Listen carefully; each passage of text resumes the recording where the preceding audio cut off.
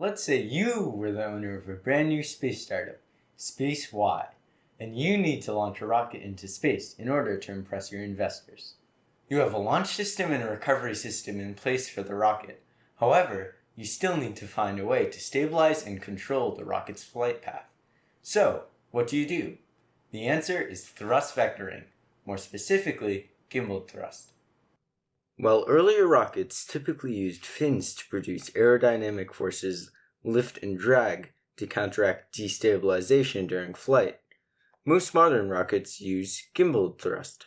This is because fins only work in the lower atmosphere, where aerodynamic forces can stabilize the rocket.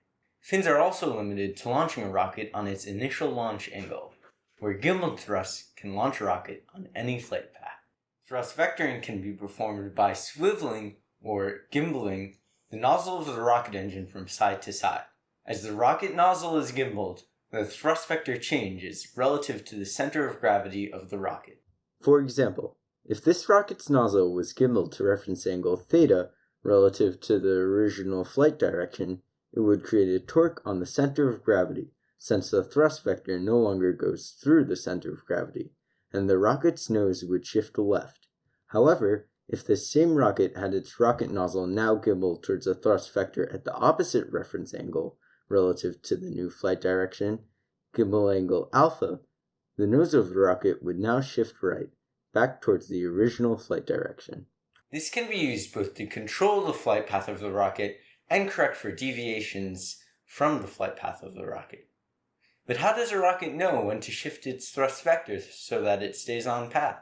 Rockets have onboard flight computers that use sensors to track measurements such as orientation, angular velocity, and acceleration.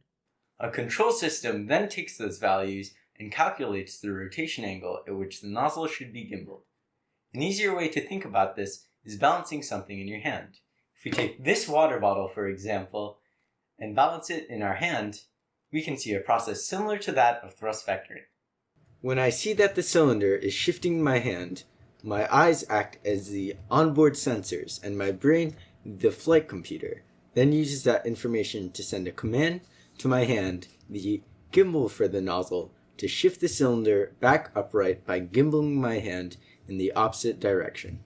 Now that you know about thrust vectoring and gimbaled thrust, you and SpaceY will surely impress those investors. Ready for launch? 3, 2, 0, and liftoff for the final launch of Endeavour, expanding our knowledge while expanding our lives in space.